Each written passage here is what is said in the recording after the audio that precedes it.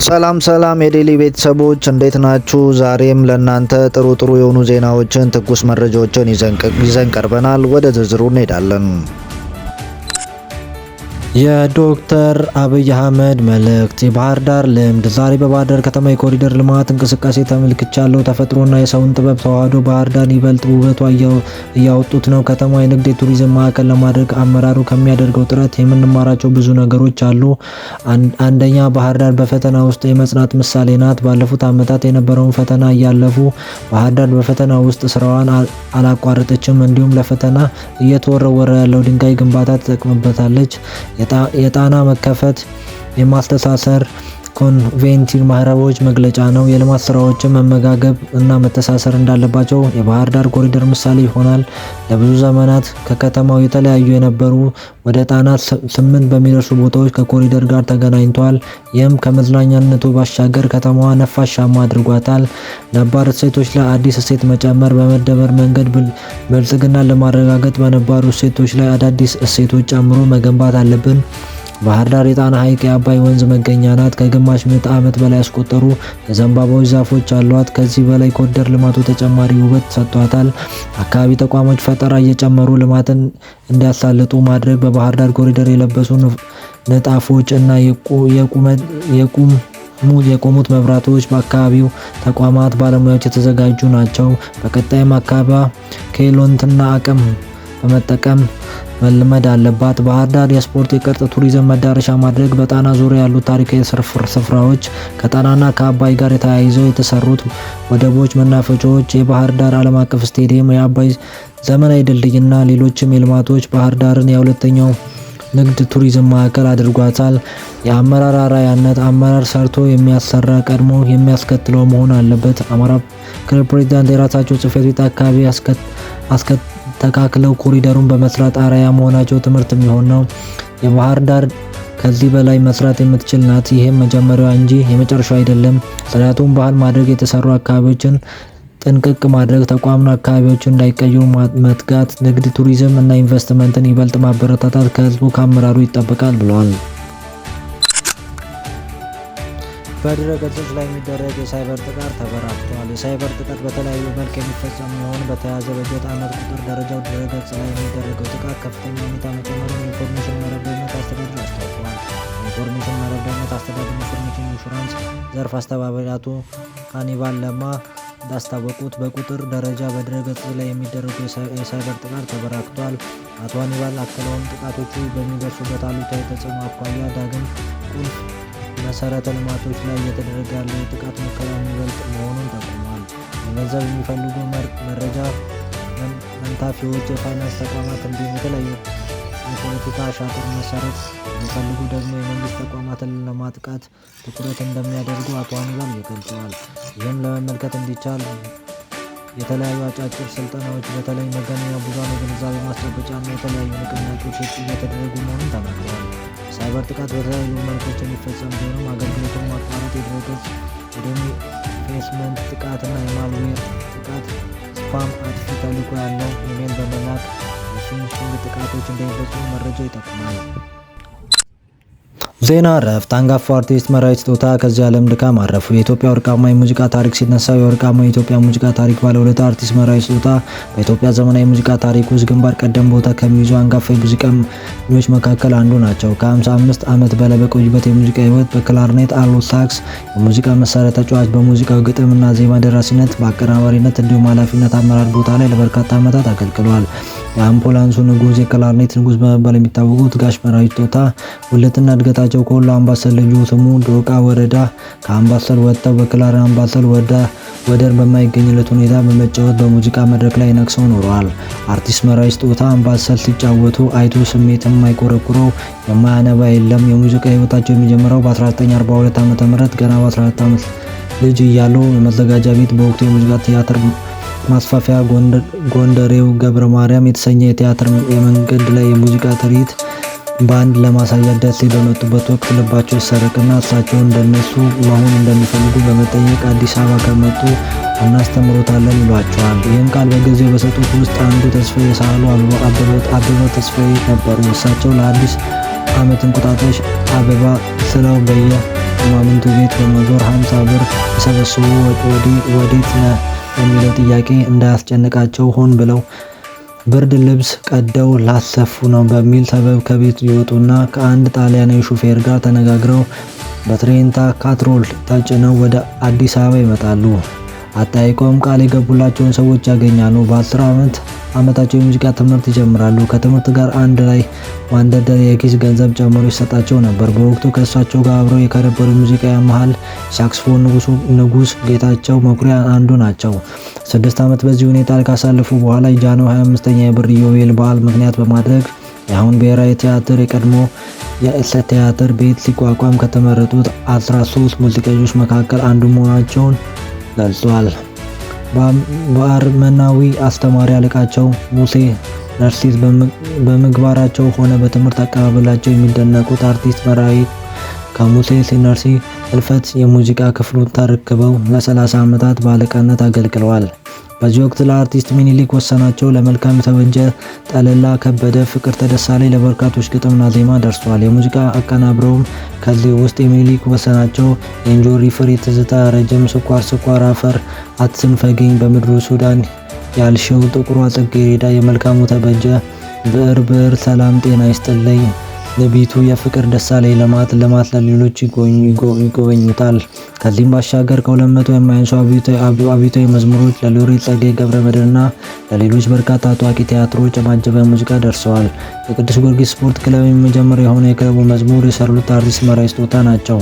በአፄ ኃይለ ሥላሴ ዘመነ ደርግ እና በዘመነ ኢህአዴግ ጊዜ በተሰራው የኢትዮጵያ ሕዝብ መዝሙር ላይ የጋሽ መራዊ ትንፋሽ ተቀርጿል። ዜማው የሚሰራበትን ጊዜ በኦርኬስትራ የመምራት የማስተባበር ስራ የሰሩት ጋሽ መራዊ ስጦታ ናቸው። በሙያ ኦል ብላክ ፒፕል ሙዚክ ፌስቲቫል ጨምሮ በናይጄሪያ፣ በግብጽ፣ በሱዳን፣ በቻይና፣ በራሽያ፣ በአሜሪካ እና በሌሎች ሀገራት ወክለው ተሳትፈው በአሜሪካ ሀገርም ከሙዚቃ ያሬድ ተፈራ ጋር በመሆን አምባሰል ትዝታ ለትውልድ ደረጃ በመጠበቅ እንዲተላለፍ በካሴት በሲዲ አስቀርጸዋል። ለዚህ መሰል አስተዋጽኦ በተለያዩ ጊዜያት ሽልማት አግኝተዋል። ከጃንሆይ የማበረታቻ የመጽሐፍ ሽልማት፣ በደርግ ጊዜ ማስታወቂያ ሚኒስቴር የምስጉን ሰራተኛ ወርቅ ተሸላሚ፣ የዓለም አቀፍ ጎልድ ሜርኩሪ ሽልማት ዓለም አቀፍ የትላልቅ የዓለም መሪዎች ጨምሮ ሳይንቲስቶች፣ ምሁራን የሚሸልሙት ነው። ከኢትዮጵያ ብሔራዊ ቲያትር የወርቅ ሽልማት፣ በሰሜን አሜሪካ የኢትዮጵያ አርቲስቶች ማህበር የክብር ሽልማት፣ የባህል ቱሪዝም ሚኒስቴር የባህል ማዕከል የክብር ዋንጫ ተሸላሚ፣ ከጠቅላይ ሚኒስትር አብይ አህመድ የክብር ሜዳሊያ ሽልማቶች ጥቂቶቹ ናቸው። ጋሽ መራዊ ጡረታ ከወጡ በኋላ ከሙዚቃ ሳይርቁ እስከ ቅርብ ጊዜ ከብሔራዊ ቲያትር ደጅ አይጠፉም። የልብ ህመም አጋጥሟቸው የትንፋሽ መሳሪያ መጫወት እስከ ተከለከሉበት ጊዜ ድረስ ክላርኔታቸውን ይዘው መገኘት ባለባቸው ቦታ ሁሉ እየተገኙ ህዝቡን ያስደስቱ ነበር። በህይወታቸው በኦርኬስትራ ተነጥለው በየትኛውም ምሽት ክለብ ሰርተው አያውቁም። በተሰጥኦ ያምናሉ። አዳዲስ ወጣቶች በመጡ ጊዜ ካሉበት አድነው በማግኘት በማበረታታት ይታወቃሉ። አርቲስት መራዊ ስጦታ በላቸው ጊዜ ሁሉ በተሰጥኦ ልጆች በማዳን ችሎታ እያደነቁ እየመከሩ የሚያበረታቱ ምንም አይነት አርቲስት መሆን እንዳለባቸው ምሳሌ በመሆን ጭምር የሚደገፉ የሙያ አባትም ጭምር ናቸው። ለዚህም ዓለም አቀፍ ሜርኩሪ ሽልማታቸው ወጣት ባለሙያዎች ጊዜ እንዲያበረታቱ እንዲያነሳሱ በማሰብ በስጦታ መልክ ለኢትዮጵያ ብሔራዊ ቲያትር ዋና ስራ አስኪያጅ ቢሮ እንዲቀመጥ አስረክበዋል። በሌላ ዜና ትንባሆ የሚሸጥና የሚያስጨሱ ተቋማት ከትምህርት ቤት አካባቢ በ500 ሜትር ለመራቅ መታቀዱ ተገለጸ። ከዚህ በፊት እነዚህ ተቋማት ከትምህርት ቤት በ100 ሜትር ርቀት ላይ እንዲሆኑ አዋጅ መኖሩ ይታወሳል። አሁን በመዲናው የሚገኙ ከ2000 በላይ ትምህርት ቤቶች ትንባሆ የሚያስጨሱባቸውና የሚሸጡባቸው ለማድረግ እየተሰራ መሆኑን ሰምቷል። ይህን ነገሩን ከጣቢያችን ጋር ቆይታ ያደረጉት የጤና ልማትና የጸረ ወባ ማህበር ምክትል ዋና አቶ አክሊሉ ጌትነት ናቸው። በጉዳዩ ዙሪያ በማህበራቸው አዲስ አበባ ጤና ቢሮ፣ በአዲስ አበባ ከተማ አስተዳደር የምግብና መድኃኒት ባለስልጣን እንዲሁም ከከተማ አስተዳደር ጋር እየሰራን መሆኑን ገልጸዋል። ከዚህ በፊት የነበረው የኢትዮጵያ ምግብና መድኃኒት ቁጥጥር ባለስልጣን አዋጅ የሚዘተርባቸው ተቋማት ከትምህርት ቤቶች በ100 ሜትር ርቀት ውስጥ እንዲሆኑ ያዝ ነበረ። አሁን የተሻሻለው አዋጅ ግን እዚህ ተቋም በ500 ሜትር ርቀት ውስጥ እንዲሆን ያስገድዳል። በሀገራችን 400 በላይ የሞት ምጣኔ ተላላፊ ባልሆነ በሽታዎች የሚከሰቱ ናቸው።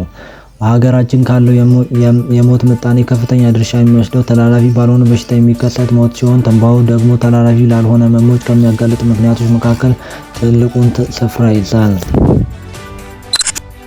ሶማሊላንድ ከታይዋን ጋር እያደረገች ያለው ግንኙነት እንድታቆም ቻይና አስጠነቀቀች። በሶማሊያ የቻይና አምባሳደር የሆኑት ዋንግ ዩ ዳልሰንዲቭ ከተሰኘው ቴሌቪዥን ጣቢያ ጋር ባደረጉ ቃለ ምልልስ ሲናገሩ በዓለም ላይ ያለችው አንድ ቻይና ነው፣ ታይዋንም የቻይና አንድ አካል ናት። በርካታ ሀገራት ቻይናን አንድ ይደግፋሉ ብለዋል። ጨምሮ መሰረታዊ እውነቱ ይሄ መሆኑን ገልጸው በአፋር ክልል በሬክታር ስኬል 5.5 የተለካ የመሬት መንቀጥቀጥ ተከሰተ። በአፋር ክልል በሬክታር ስኬል 5 የተለካ የመሬት መንቀጥቀጥ ዛሬ እሁድ መጋቢት 7 ምሽት መከሰቱን የአሜሪካ ጂኦሎጂ ሰርቪስ መስሪያ ቤት ገለጸ። ንዝረቱ በአዲስ አበባ የተለያዩ አካባቢዎች የተሰማ ወረደ መሬት ከአዋሽ ከተማ በስተሰሜን 48 ኪሎ ሜትር ርቀት ላይ የተከሰተ መሆኑን አስታውቋል። የዛሬው መሬት መንቀጥቀጥ በኢትዮጵያ ከሁለት ሳምንት ገደማ በኋላ የተመዘገበ ርዕደ መሬት ሆኗል። የካቲት 23 2017 እኩለ ሌሊት አቅራቢያ ከአዲግራት ከተማ 46 ኪሎ ሜትር በስተ ምስራቅ ርቀት ላይ የሚገኝ አካባቢ በተከሰተ ርዕደ መሬት ላይ በሄክታር ስኬል 5 ነጥብ ሆኖ የተመዝግቦ ነበር።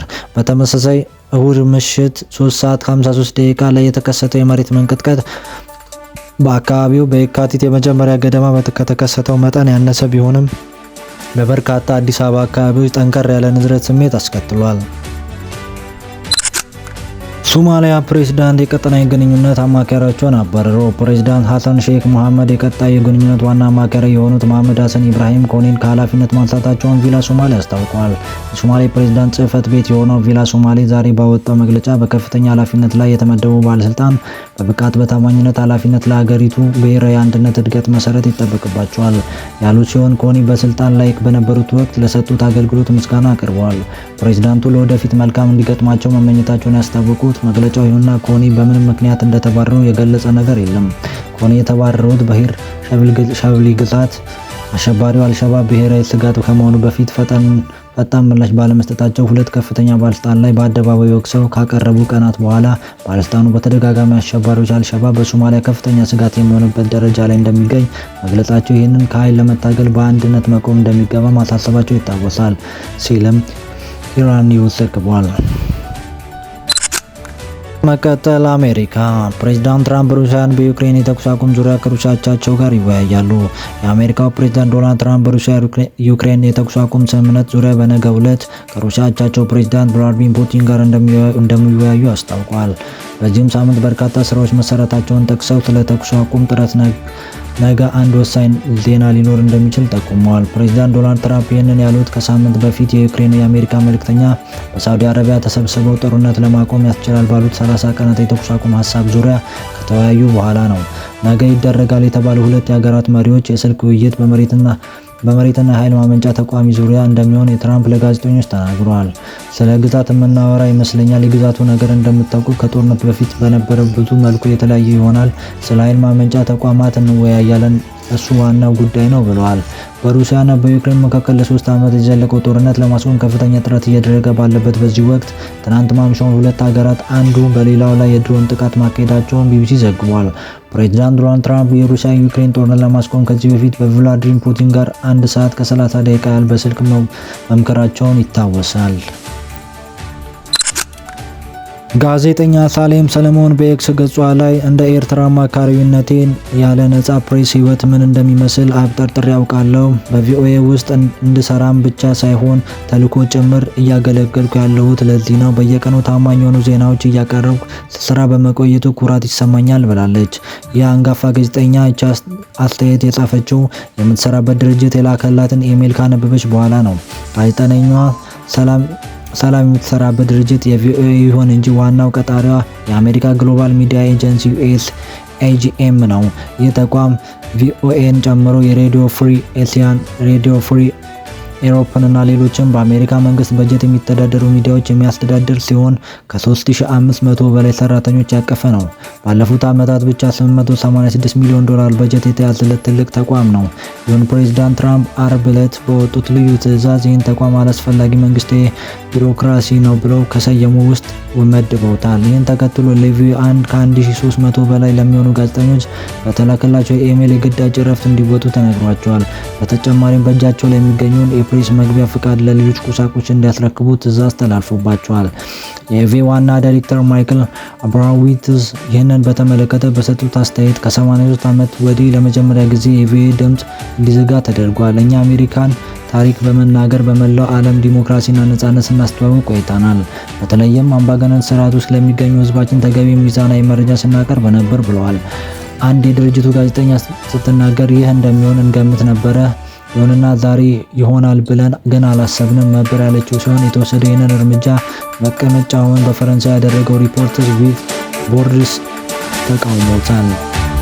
ድርጅቱ በመግለጫው የአሜሪካ ኮንግረስ ይህንን ውሳኔ እንዲቀለብስ ጠይቋል። ፕሬዝዳንት ውሳኔ መሰረት ቪኦኤ ለጊዜው እንዲቆም የተደረገ ቢሆንም ከኮንግረስ ስብሰባ ላይ ይህንን ውሳኔ ከፍተኛ ሙግት እንደሚገጥመው ይጠበቃል። ዋይት ሀውስ የፕሬዝዳንት ትራምፕ ውሳኔ በማስመልከት ባቀረበው ጽሑፍ ላይ የቪኦኤ በርካታ ክሶች ዘርዝሯል። ከእነዚህም መካከል የቪኦኤ ማኔጅመንት ሐማስና አባላቱን አሸባሪዎች ተብለው እንዳይጠሩ መወሰኑን ጠቅሷል።